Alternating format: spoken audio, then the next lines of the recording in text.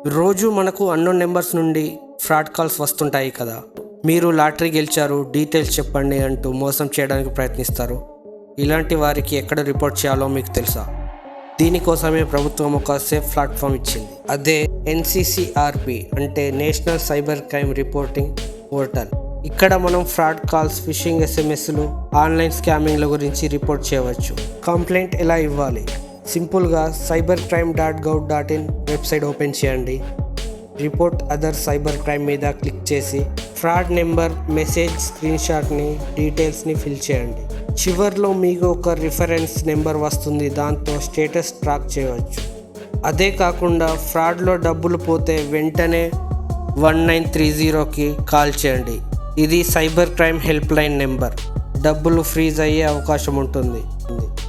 ఇలాంటివి మరిన్ని తెలుసుకోవాలంటే మా ఛానల్ని సబ్స్క్రైబ్ చేయండి.